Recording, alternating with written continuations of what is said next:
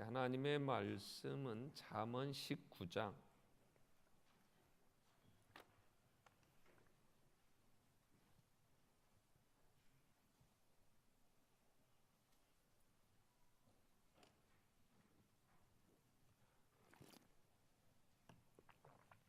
잠언 19장 1절로 17절 말씀을 봉독합니다. 가난하여도 성실하게 행하는 자는 입술이 패역하고 미련한 자보다 나으니라. 지식 없는 소는 선하지 못하고 발이 급한 사람은 잘못 가느니라. 사람이 미련함으로 자기 길을 굽게 하고 마음으로 여호와를 원망하느니라. 재물은 많은 친구를 더하게 하나 가난한즉 친구가 끊어지느니라. 거짓 증인은 벌을 면하지 못할 것이요 거짓말을 하는 자도 피하지 못하리라. 너그러운 사람에게는 은혜를 구하는 자가 많고 선물 주기를 좋아하는 자에게는 사람마다 친구가 되느니라. 가난한 자는 그의 형제들에게도 미움을 받거든 하물며 친구야 그를 멀리하지 아니하겠느냐. 따라가며 말하려 할지라도 그들이 없어졌으리라. 지혜를 얻는 자는 자기 영혼을 사랑하고 명철을 지키는 자는 복을 얻느니라. 거짓 증인은 벌을 면하지 못할 것이요 거짓말을 뱉는 자는 망할 것이니라. 미련한 자가 사치하는 것이 적당하지 못하거든 하물며 종이 방백을 다스림이랴. 노하기를 더디하는 것이 사람의 슬기요 허물을 용서하는 것이 자기의 영광이니라. 왕의 노함은 사자의 부르짖음 같고 그의 은택은 풀 위의 이슬 같으니라. 미련한 아들은 그의 아비의 재앙이요 다투는 아내는 이어떨어지는 물방울이니라. 집과 재물은 조상에게서 상속하거니와 슬기로운 아내는 여호와께로서 말미암느니라. 게으름이 사람으로 깊이 잠들게 하나니 태만한 사람은 줄일 것이니라. 계명을 지키는 자는 자기의 영혼을 지키거니와 자기 행실을 삼가지 아니하는 자는 죽으리라. 가난한 자를 불쌍히 여기는 것은 여호와께 꾸어드리는 것이니 그의 선행을 그에게 갚아 주시리라. 아멘. 네, 우리 찬양대 찬양 읽겠습니다.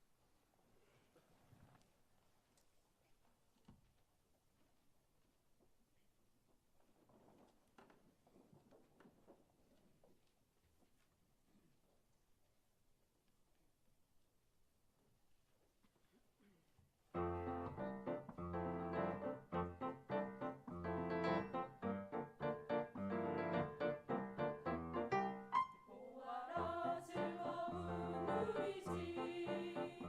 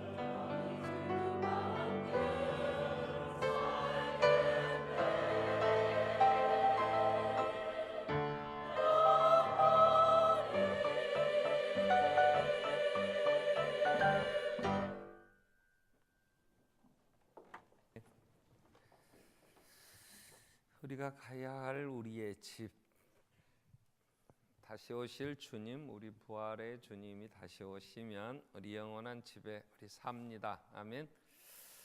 우리 5월, 6월 달 솔로몬의 잠언을 묵상하면서 많은 은혜가 됩니다. 우리나라에는 5월 달은 가정의 달, 또 6월 달은 나라를 생각하는 현충일도 있어서 호국, 보훈의 달 뭐 이렇게 정해서 좀 얘기들도 합니다. 그러나 우리는 5월, 6월은 잠언을 묵상하는 달. 아멘.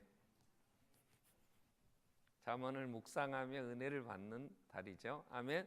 자, 5월 달 우리는 한 달 동안 솔로몬의 잠언이라, 솔로몬은 이 세상의 사람들이 원하고 이 세상의 사람들이 바라는 그러한 모든 삶을 살아본 사람, 그리고 그에게 인생이 어떻게 사는 것이 지혜인가를 아주 박학다식한 그 솔로몬의 그 지식 경험 통해서 하나님이 얘기를 해 주셨죠.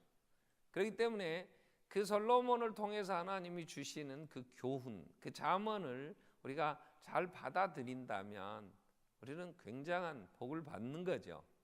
그래서 지난 우리가 5월달 한 달 동안에 여호와를 경외하는 것이 인생, 우리의 삶의 본분이다, 이걸 얘기를 합니다. 잠언은. 왜? 하나님이 세상을 창조하셨고 오늘도 하나님은 역사를 주관하고, 그리고 우리 모든 만물이 그에게서 나왔고 그로 말미암아 진행되다가 그 섭리하심 속에 살다가 그에게 돌아가는 거니까 그분을 잘 알고 그분과의 관계를 맺는 거, 이게 경외라는 거죠. 이게 인간이 가장 지혜로운 것이다. 그래서 여호와를 경외하는 것이 1장 7절의 지식의 근본이고 여호와를 경외하는 것이 지혜의 근본이다. 10절은 그렇게 얘기하시죠. 그러면서 이 여호와 경외하는 걸 배워라. 어떻게 배우냐면 마음에 늘 간직해라. 마음을 그걸로 지키고 그 다음에 마음판에다 새겨라 그랬잖아요. 그렇게 습관이 되도록 여호와를 경외하는 것을 배우라고, 습관이 되도록 반복하여 우리가 돌판에 새기면 잘 지워지지 않듯이 우리가 습관이 되면 내 삶이 여호와를 경외하는 자가 되는 거죠. 그래서 미련한 자는 누구냐 하는 걸 지난 주간에 우리가 지난주에 미련한 자의 모습이라는 제목으로 잠언에서 미련한 자를 얘기를 많이 하니까 빈도수가 많은 것은요 중요하다는 거예요. 솔로몬의 잠언 중에 미련한 자의 모습이 굉장히 많아요. 근데 미련한 자의 모습이 뭐였냐 그러면 12장 15절에 보면 미련한 자는 자기 행위가 바른 줄로 여기나 지혜로운 자는 권고를 듣느니라 그랬어요. 그래서 미련한 자는 누구냐면 지가 똑똑한 거예요. 나는 다 아는 거예요. 그러니까 누구 말도 안 듣는 게 미련한 거예요. 누구 말도 안 듣냐? 하나님 말씀도 안 듣는다니까요. 1장 7절이 여호와를 경외하는 것이 지혜의 근본인데 미련한 자는 지혜와 훈계를 멸시한다 그래. 듣지 않을 정도만 아니라 무시하고 업신여기고 부모의 말도 업신여긴다 그랬잖아요. 그리고 미련한 자의 모습이 이 미련한 것을 반복하면서 많은 고난이 있는데도 절구통에다가 곡식과 미련한 자를 같이 넣고 공의로 찌으면 곡식은 껍데기 벗겨져서 알곡이 되고 양식이 되지만 미련한 자는 그 미련한 게 그래도 안 벗겨진다 그랬어요. 그렇게 미련한 자는 새끼 빼앗긴 앙콤을 만날지언정 만나지 마라 하는 얘기를 합니다. 그래서 우리가 미련한 자가 아니라면 오늘 또 한번 잠언이 솔로몬의 잠언에서 계속 말씀하는 많은 이 자주 나오는 말씀이 뭐냐? 돈에 대한 얘기예요. 자, 오늘 19장 1절부터 17절까지만 읽었지만 1절부터 17절까지 돈에 대한 문제가 몇 절이 나오냐? 직접적으로는 8절 이상 나와요. 직접적으로는. 간접적으로 종합해 보면 17절까지 읽은 19장의 17절까지만 해도 10절 이상이 돈과 연결되는 것들이에요. 성경 창세기부터 요한계시록까지 가장 많이 얘기하고 가장 중요하게 얘기하는 게 뭐냐? 돈이에요. 그래서 오늘 제목은 성경적 물질관이에요. 자, 성경에서는 돈을 뭐라고 얘기를 하느냐? 돈을 어떻게 우리가 관리하고 어떻게 해야 될 거냐 하는 얘기죠. 이건 너무 엄청난 주제가 너무 커요. 이걸 1시간에 이 짧은 한 30분간에 다 얘기한다는 건 절대로 불가능해요. 그래서 평생 돈 얘기만 해도 우리는 다 할 수가 없어요. 성경에서 말하는 돈, 왜요? 예수님은 이렇게 얘기를 하셨어요. 마태복음 6장 24절에 하나님과 돈을 사람은 겸하여 섬길 수가 없다. 한 사람이 두 주인을 못 섬기기 때문에 혹 하나를 미워하거나 하나를 사랑하거나 혹 하나를 중히 여기거나 하나를 경히 여긴데 하나님을 사랑할래 돈을 사랑할래 이 싸움이잖아요. 하나님이 중요하냐 돈이 중요하냐, 이건 평생 싸워야 될 일이에요. 여러분, 돈이 아무것도 아닙니까? 그렇지 않아요. 돈같이 중요합니까? 중요하죠. 오늘 본문에 보세요. 7절 가난한 자는, 오늘 19장 7, 가난한 자는 그의 형제들에게도 미움을 받거든 하물며 친구야 그걸 멀리하지 않겠냐? 돈 없으면요 친구도 안 삼아요. 돈 없으면요 얼마나 깔봅니까? 그래서 돈 없는 자가 따라가면 말하라 할지라도 이미 형제들 친구들이 다 도망가 피해불고 왕따시키고 서럽잖아요. 근데 돈이 아무것도 아닙니까? 그러지 않아요. 그러니까 돈은 중요한데 그 중요한 돈에 대해서 어떻게 성경은 말씀하느냐. 그래서 그 사람이 돈을 쓰는 걸 보면 물질, 돈에 대한 생각을 어떻게 갖고 있느냐에 따라서 그 사람의 신앙, 그 사람의 됨됨이를 알 수가 있어요. 한 나라를 보려면 그 나라가 예산을 세울 때 그 예산을 어디다 쓰느냐를 보면 그 나라가 어느 방향으로 가는가. 교회도 마찬가지예요. 그 교회가 지출을 하는데, 헌금을 지출하는데 어디다 지출하느냐에 따라서 그 교회가 무엇을 추구하는가 하는 걸 알 수 있어요. 복지 문제, 복지비를 좀 더 쓰자 이러니까 아니다, 우리 국방비를 많이 써야 된다 뭐 이러면서 싸우고, 아니다, 복지는 사람들 거지만 근성만 주니까 배고픈 자들에게 급식, 무상급식을 다 하지 말고 선별적으로 돈 있는 사람은 내라 그러자. 막 이 싸움 아니에요? 돈에 대한 문제들이라고요. 창세기부터 요한계시록까지 보면 인간의 역사가 뭐냐? 돈 때문에 아브라함과 그 아들같이 여겼던 조카 롯, 그건 조카와 삼촌 관계가 아니고 아버지와 아들 관계였어요. 그들은. 근데 싸워요. 저그들. 왜? 뭐 때문에 싸우냐? 돈 때문에 싸운 거야. 없어서가 아니라 부자 되려고. 아브라함이 부해졌어요. 조카 롯도 부해졌어요. 없을 때는 같이 어울려 살았는데 부자가 되니까 어떻게 해서 돈을 더 내가 더 지분을 더 차지할 거냐 이래갖고 구성원들끼리 싸워요. 그러고 헤어져요, 둘이. 왜 아버지를 야곱이 속입니까? 형의 몫을 내가 받겠다, 내가 더 차지하겠다. 그랬더니 형이 죽일놈 그러고 죽인다 그러니까 못 살겠으니까 도망을 가요. 그래서 애갓집으로 엄마가 보내잖아요. 잠깐 형의 노가 풀릴 때까지 좀 가 있어라. 그래서 애갓집으로 도망갔는데 평생 죽을 때까지, 엄마가 죽을 때까지 야곱은 즉 엄마를 못 봐요. 그래가지고 애갓집에 가 피해 있다가 돌아올 때 벌써 엄마는 돌아가셔 버렸어요.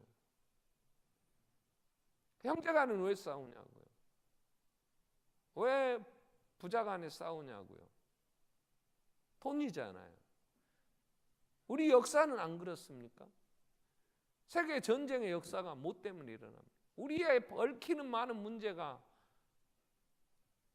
왜 경제사범들이 또 형사건에 사기치는 사람들이 뭘 사기쳐요? 돈 가지고 남의 재산을 자기가 욕심부리고 가져가려고 하니까 사기치고, 그래서 억울하니까 또 고소하고, 그래가지고 얼마나 많은 법적 위리들도 생겨나지만 이런 일이 있느냐. 소설이나 여러분 드라마의 주제들을 보세요. 남의 걸 교활하게 사기쳐서 빼앗아간 거, 그거 들통날 것 같으니까 막 죽이고 거짓 증인 세우고, 그런 것들이 영화의 큰 주제고 요즘 드라마의 큰 줄거리잖아요. 그게 인간의 역사라는 거죠. 그렇기 때문에 이 돈을 소홀히 여러분 생각하면 안 돼요. 그래서 2절에 뭐라고 얘기를 합니까? 지식 없는 소는 선치 못하다. 그 말. 돈에 대해서 바른 지식을 가져야 돼요.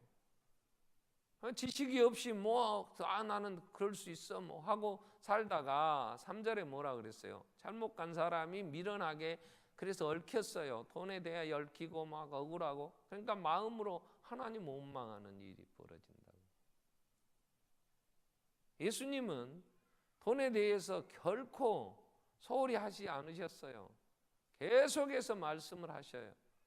마태복음 6장에서도 너희가 뭘 먹을까 입을까 이런 거 염려하느냐, 예수님이 돈에 대한 얘기를 하실 때에도 그러면서 보물을 하늘에 쌓으라 그래. 하늘에.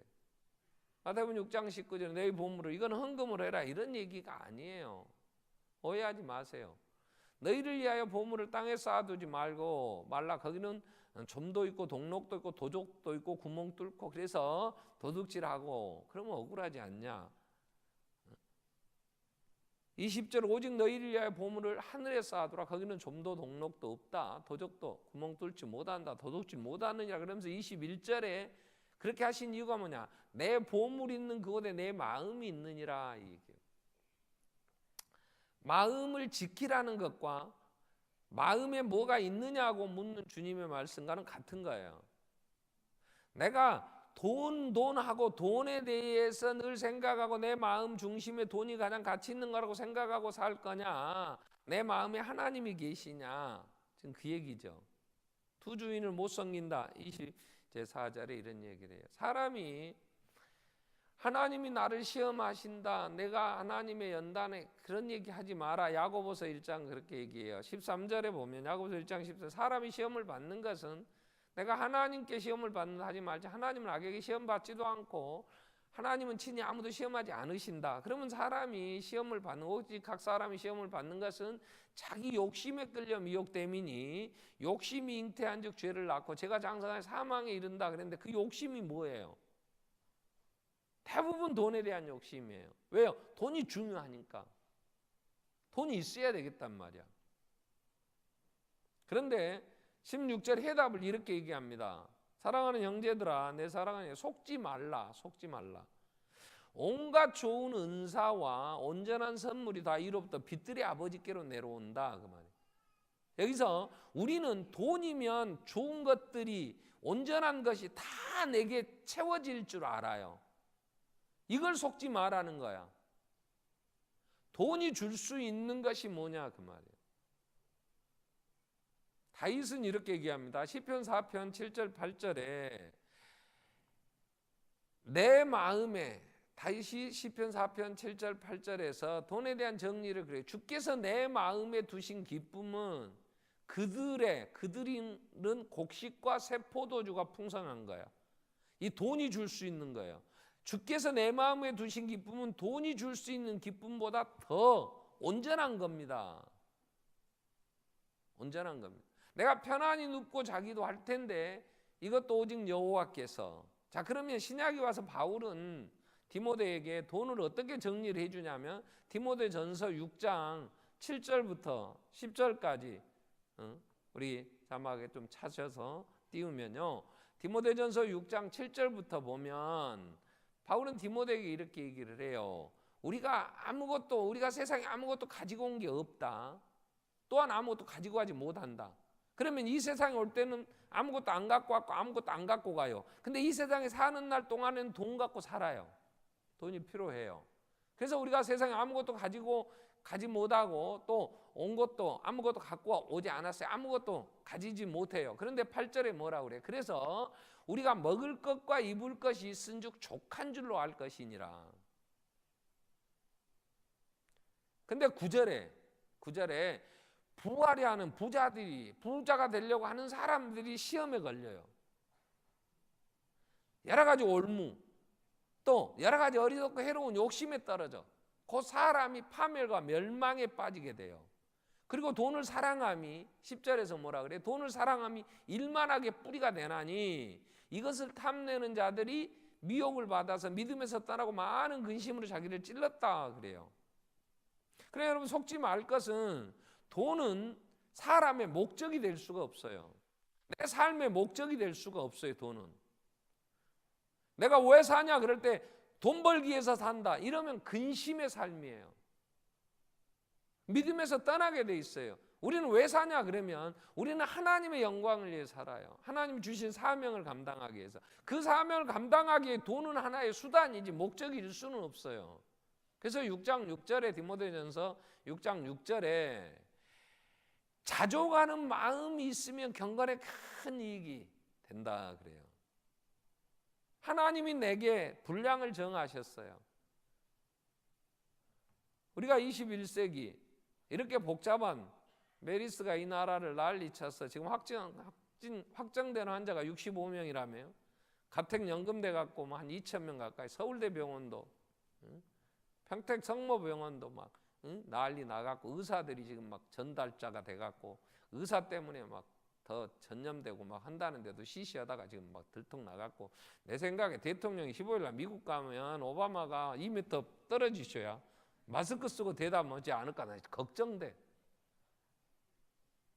그럴 거 아니에요. 그 사람들은요 이름 완전히 다 공개하고 막 그냥 격리시키고 있는데 우리는 놔둬가지고 그랬다고 하는 지자체 서울시장이나 성남시장만 때려잡으려고 뭐 때문에 국가안전처가 있고 뭐 안전행정부가 만들어 놓고 눈에 보이지도 않는 균 어떻게 할 거냐고 빨리빨리 대처하고 했어야 마치 알도 지식 없는 소원이 선치 못한 알도 못한 사람들이 뭘 어쩐다고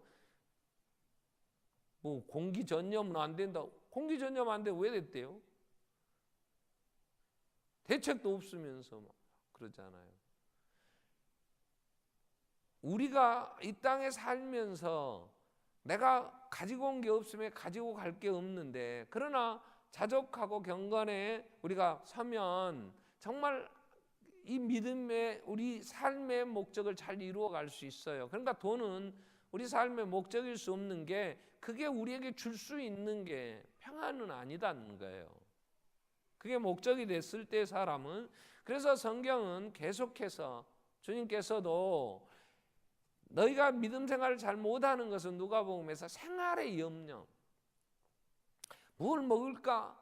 돈이 있어야 될 것 같으니까 그건 문제는 뭐였냐? 믿음의 문제였어요.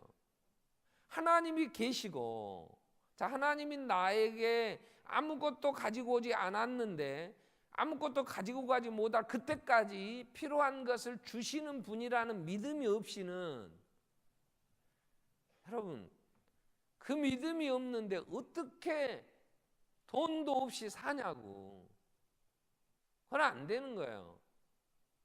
그래서 우리는 믿음이 있어야 돼. 그 믿음이 뭐냐? 히브리서 13장 5절에 보면 히브리서 13장 5절에 돈을 사랑하지 마라 이렇게 나와요. 왜 그러냐? 있는 바를 족한 줄 알아라. 그렇게 해야 될 이유가 뭐냐? 그가 하나님이 친히 말씀을 이렇게 하셔서 내가 결코 너희를 버리지 않는다. 너희를 떠나지 아니하리라 하셨느니라 그 얘기예요. 그러니까 돈을 사랑하는 건 하나님의 말씀을 안 믿는 거예요. 안 믿어지는 거지. 그러니까 돈이라도 있어야 늙으면 병들면 병원이라도 갈 거 아니야.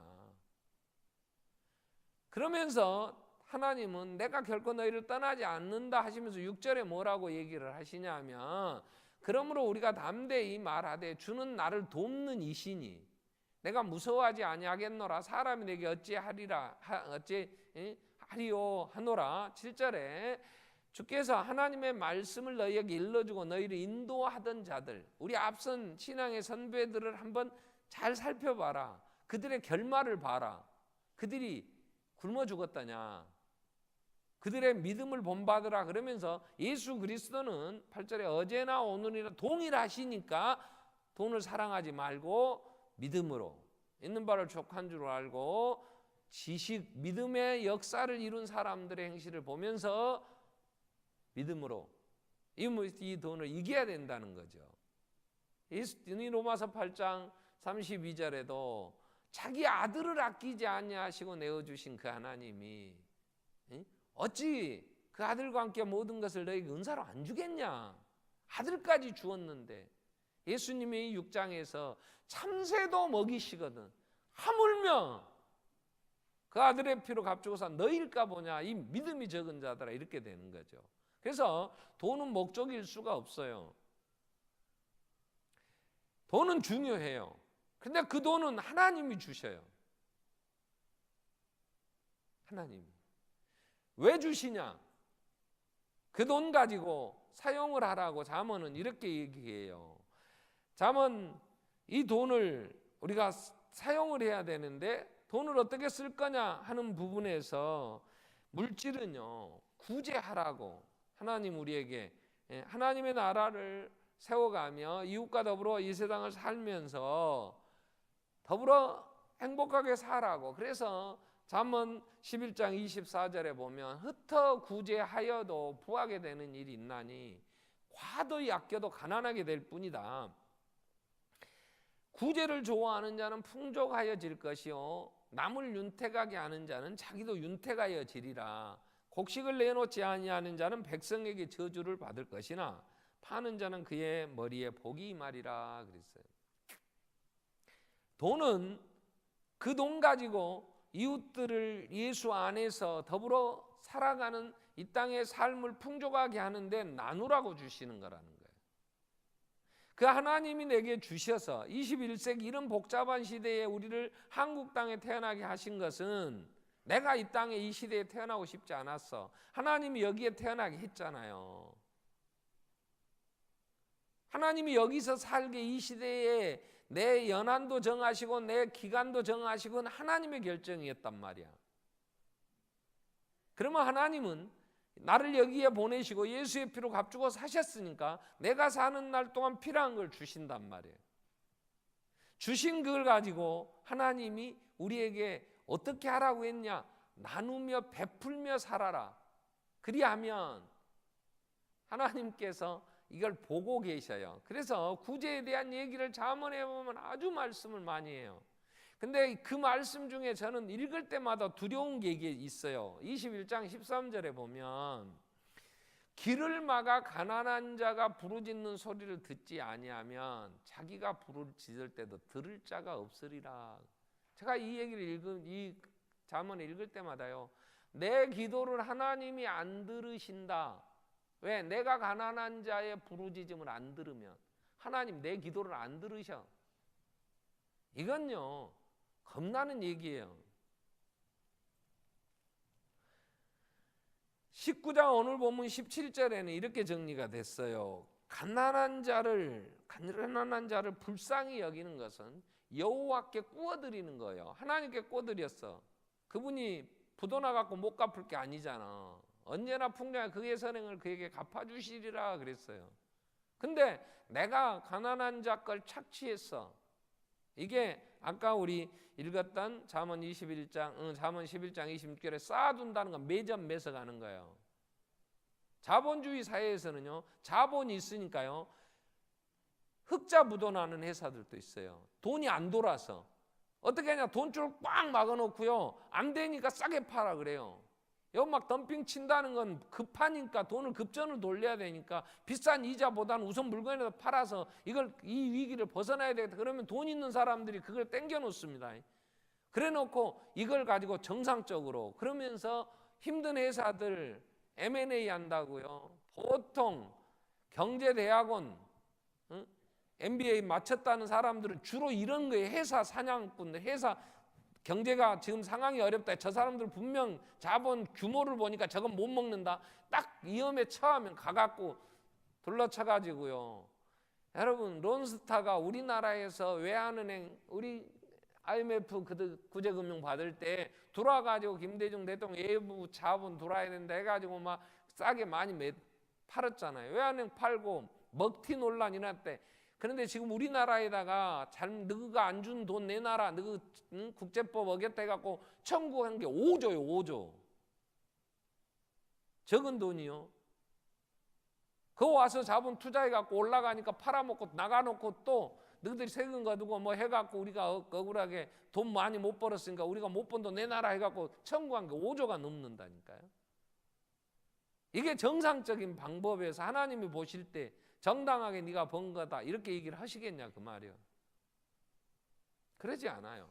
그래서 잠언에서 계속 말씀은 가난한 자의 부르짖음을 듣지 않으면 네가 기도해도 들을 자 없다. 하나님은 22장 9절에 보면 선한 눈을 가진 자는 복을 받으리니 이는 가난한 자들에게 양식을 나눠주민이라 그랬어요. 내가 힘이 있을 때 여러분 제가 한 10몇 년 전에 선교단체에서 주어진 그 올간지가 있어요. 거기에 그런 글이 있었어요. 자기 주머니의 동전 정도는 세지 않아도 살 수 있는 사람은, 쉽게 말하면 주머니에 동전이 있는 것까지 막 세가면서 살아가지 않고 그 정도는 돼지 저금통에 넣을 수 있는 사람은 이 지구상에 사는 이 민족 중에 3%의 부자 안에 드는 사람들이다. 이렇게 통계를 쭉 뽑았더라고요. 제가 그때 10몇 년 전에 있고요. 제가 혼자 가만히 살펴봤어요. 혼자 생각을, 동전 정도는 돼지 저금통에 넣어도 우리가 그렇게 그때도 어렵지 않더라고요. 살 수 있더라고요. 그 정도 되면요, 통계적으로 쭉 뽑아놓은 것 보니까 3%의 부자에 속한 나라예요. 우리나라는요, 전 세계에 우리나라같이 잘 사는 나라가 몇 개 없어요. 어린 애기들도 할머니도 스마트폰을 갖고 다녀요. 그것도 아날로그 폰도 아니고 핸드폰이 아니고 스마트폰을. 할머니도 무슨 인터넷을 하실 거예요? 뭐 할 거예요? 그래도 요금제 몇만 원짜리 기본은요 자식들이 다 넣어주고요. 이렇게 빨리 돌아가는 나라가 먹을 것이 없어서가 아니라 먹기 싫어갖고 밥 먹이는 것이 부모의 일처럼 돼갖고 새끼들이 안 먹어. 왜? 다른 데서 다 먹을 게 넘고 쳐졌으니까 안 먹지. 우리가 가난하고 없던 시절 살 때 없어서 안 먹었지, 우리는 못 먹었지. 뭐 골라 먹기는 뭘 골라 먹었어요? 그런데 우리는요, 내가 아프리카에 죽어가는 애들을 보면서 그런 생각을 해요. 야, 네가 거기서 태어난 게 참 힘들겠다. 내 손녀로 태어난 애기들이 행복한 것이여. 내가 속으로 그래요. 거기 안 태어나고 우리 집에 태어난 것만 해도 복이지. 우리나라에 태어난 것만. 북한은 엊그제 오픈 선교회가 그 보내준 20주년이라고 그 특집으로 실어서 올간지 보냈더라고요. 거기 1페이지가 북한의 교회에 핍박받는 북한 교회 얘기예요. 우리가 거기 태어나서 21세기를 산다고 생각해 보세요. 예수를 믿는다면 목숨 걸어야 돼요. 그 교화소, 뭐 교도소, 뭐 정치범 수용소 한 20만 명 가까이 수용돼 있답니다. 잡혀서 들어가면 예수 믿는 사람들은 더군다나 최악이지. 그러한데 태어났다면, 근데 우리가 이렇게 풍족한 나라에 태어났으면 선한 눈을 가져서 어려운 데를 살피라는 거지. 그게 하나님이 우리에게 솔로몬의 잠언을 통해서 하시는 말씀이에요. 가난한 자를 구제하는 자는 궁핍하지 아니하려니와 못 본 채 하는 자에게는 저주가 크리라. 잠언 28장 27절에 없는 게 아니에요. 우리 주위에는 언제나 있어요. 그래서 이 물질을 어떻게 쓰느냐. 선한 눈은 뭐냐. 정말 어렵고 힘든 분들이 많단 말이에요. 하나님이 내게 주신 이것은 우리가 나누라고. 여러 교회들이 어렵단 말이에요. 그럼 우리 교회가 이렇게 풍족할 때에 그 교회들을 살펴야 될까요? 22일부터 있는 목회자 부부 힐링 캠프를 하는 가장 첫 번째 이유는 뭐냐? 목회자인 제가, 반석교회 목사 당회장인 최정원 목사는, 부목사들이 어렵겠지만 담임 목사인 최정원 목사는 이렇게 부요할 수가 없어. 여러분이 봐도 내가 겁나게 좋게 말하면 하나님 복 받았다 그러고, 일반적으로 말하면 참 운이 좋아갖고 그럽니까? 그러면 같은 목사로서 같은 시대를 사는데 개척하고 농어촌 교회 어려운 목사들 보면요 정말 안타깝더라고. 그래서 어떻게든지 한번 좀 같이 나눌 수 있는 그런 게 없을까? 그래서 우리가 하는 거예요. 첫 번째 목적은. 왜? 하나님이 그러면 하늘에서 벌이 내릴 것 같아. 이게 빚진 자의 심정이에요. 이 시대의 목회자들에게 제가 마음에 늘 빚진 자의 15일 또 우리 지역에 갈렛 그 목회자들, 제자훈련한 목사님들 우리 교회 15일 날 포럼합니다. 그것도 우리가 밥 해드리고 해요. 그것도 내 마음에 그런 빚진 심정이에요. 그런 목회자들에게 어떻게 해서 이렇게 좀 알려야 될 필요가 있고 그렇다, 그런 얘기예요. 그러면 교회는 교회대로 그런 것처럼 여러분 우리 삶에서 우리 주위에 어려운 분들이 얼마나 많아. 그래서 성경은 내 친족을 돌보지 않으면 악한 자, 불신자보다 더 악하다. 나눌 때에 가장 먼저 내 친족을 돌보라는 거야. 그래서 과부가 있으면 과부는 교회에서 돌보는 게 아니라 자기 가족에게, 자식들에게, 가족들에게, 친족에게 그 과부를 돌보라고 해라. 바울은 디모데에게 디모데 5장에서 그래요. 자기 친족도 안 돌보면서 또 갈라디아서 6장 6절부터 보면 심는 대로 거두는데 10절에 네가 선한 일을 행하되 더욱 믿음의 가정들에게서부터 해라. 믿음의 가정, 착한 일을 하되.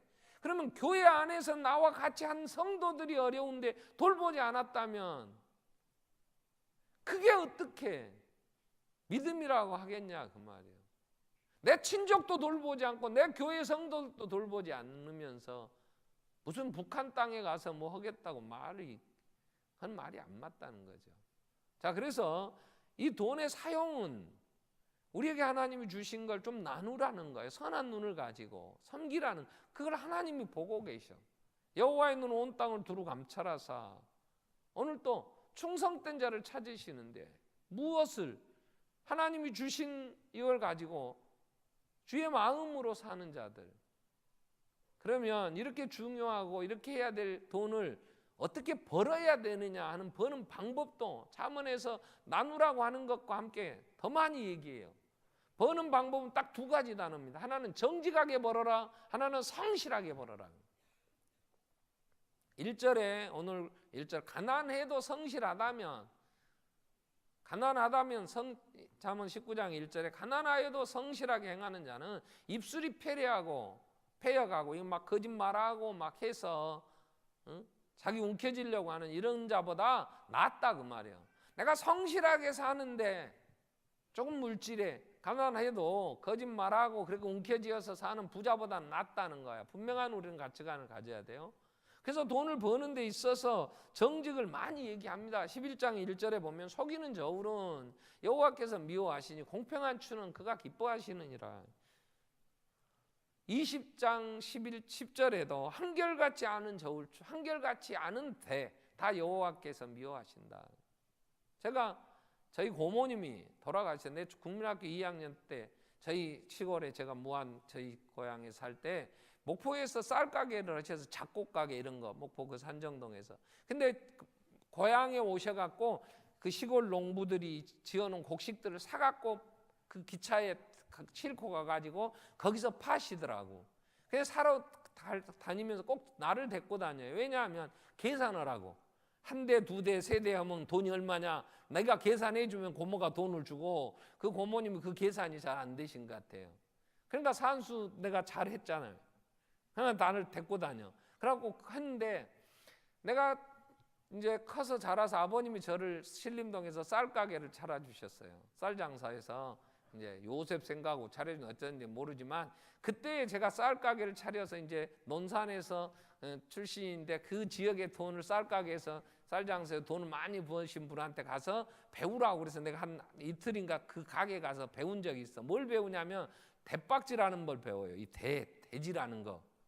그런데 저희 고모님이 쌀 살 때는요, 곡식을 살 때는 이렇게 딱 해갖고 콱 놓여요. 그러면 대에요 쌀이 쑥 들어가요. 그러면 또 이렇게 쌌습니다. 그래서 한 대 이렇게 가요.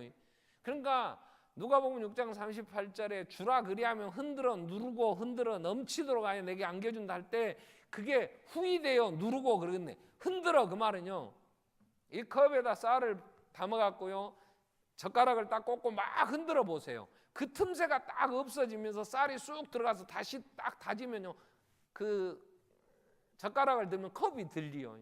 이게 살 때의 자세, 살 때. 대로 살 때 콱 한번 넣으면 푹 들어가요. 그러면 또 쌓아갖고 한 대 이렇게 해요. 근데 팔 때는요 이걸 놓으면 안 돼요. 세워. 쌀을 살 때는 누르고 사고 팔 때는 세워서 팝니다. 이게 대박질을 잘해야 되는 거야. 그래서 대에 제일 먼저 배운 게 뭐냐면 대 위에 보면 쇠판이 붙었어요. 쇠판을 빼바로 깨끗이 닦아요. 반질반질해야 돼요. 그래가지고 이 막대기 이런 대나무가 있어요. 이걸로 이런 막대기가 있는데 이걸로 쫙 밀 때 흔들리면 안 돼요. 손도 흔들리면 딱 잡고 딱 그러고 쫙 밀어야 돼. 한 번에 쫙 가버려야 돼. 그리고 한 대 대로는 이게 하나님 내 잠언에 읽다가 쌀 장사 그만둔 게 이거예요. 저울추를 2개 쓰면 안 돼요. 동일한 대박을 이게 아니더라고요. 왜냐? 정부미를 사면요 딱 재털고 나서 저울 달면 78kg밖에 안 나와요. 한 가마가 80kg가 안 나와요 그때. 근데 팔 때는 80kg를 대줘야 한 가마예요. 그럼 2kg를 어디서 봐? 마진 조그만데. 그냥 39kg 팔면 똑똑한 아줌마들은 총각 39kg는 이래요. 와, 뒷꼭지는 부끄럽고 그때에 박정희한테 가서 너 어째 정부미가 80kg 안 나오냐 따지겠어? 저울을 속여야 되고요. 제가 잠언을 읽다가 이거 아니더라고. 도저히. 그래가지고 쌀장사 집어치웠잖아요. 안 한다고 나 안 한다고. 그런데 이 성경은 정직하게 보라는 거예요.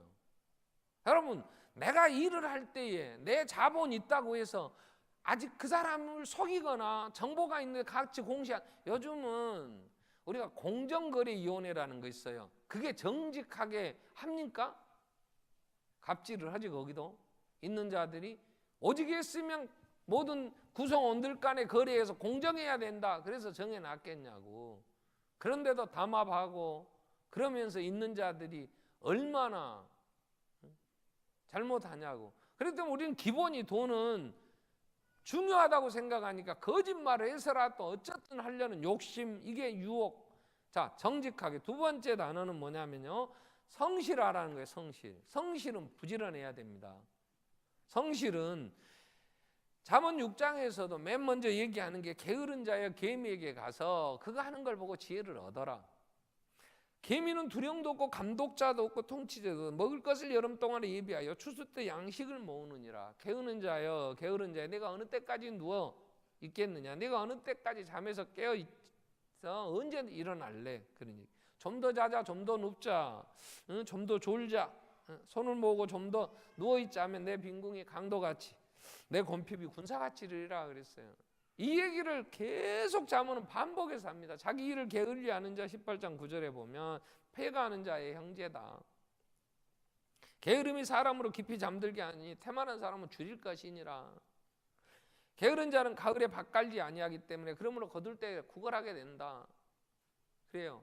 여러분, 내게 주신 환경, 조건, 그건 불평의 대상이 아니에요. 거기서 성실하게 부지런해야 돼요.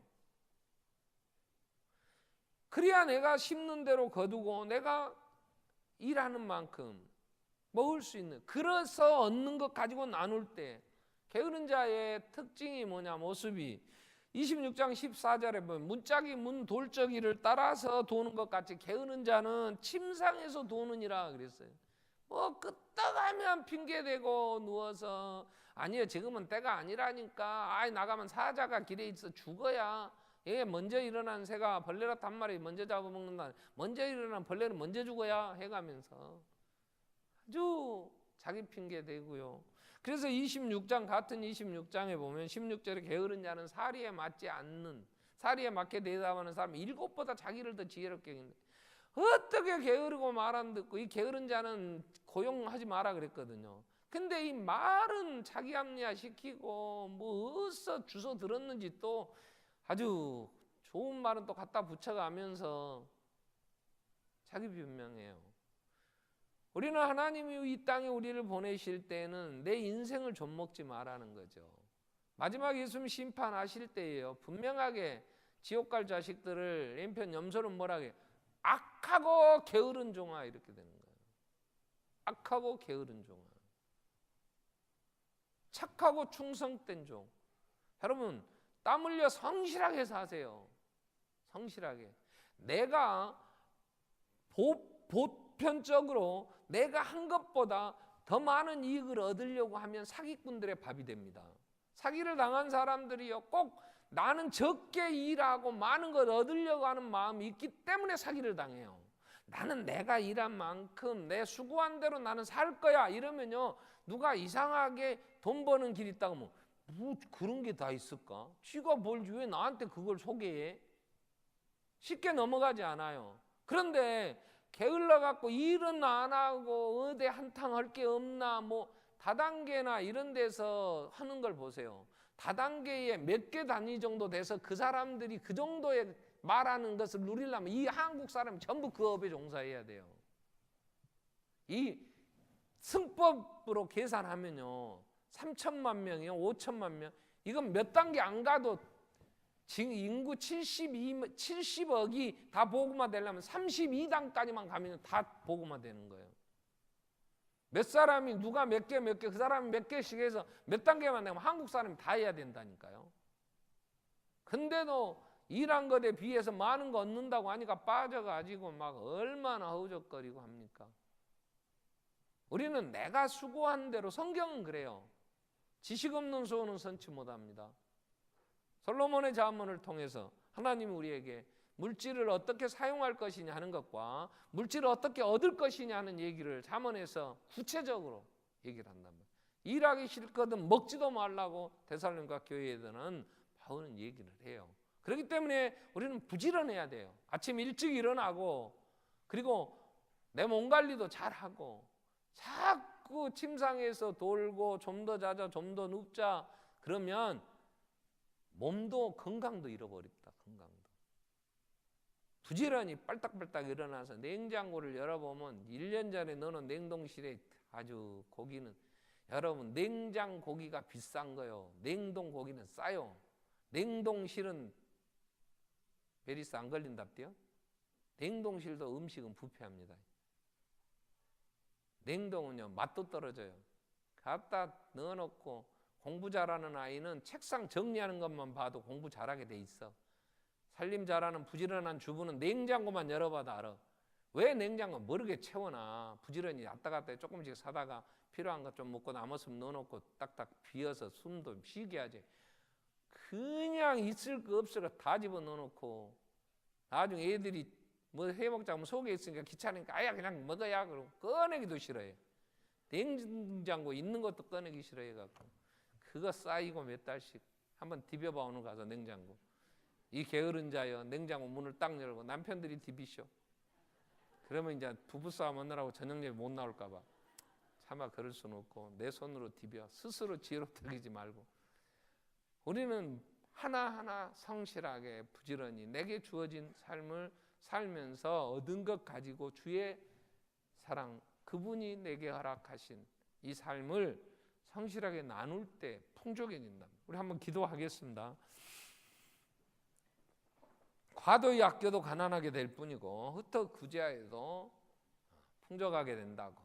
솔로몬은 하나님이 보고 계시기 때문에 이 모든 역사를 주관하시고 하나님이 복을 주시는데, 선한 눈을 가진 자들에게 하나님들 함께 하셨음을 말씀해 주시는데, 지혜를 주셔서 지식 없는 소원 선치 못하다 하셨는데 잘 우리가 분별하며 행할 수 있도록 오늘 이 시대에 정직하고 더 성실하게 살게 해 주십시오. 우리 같이 한번 통성으로 기도하겠습니다. 살아계신 하나님 아버지,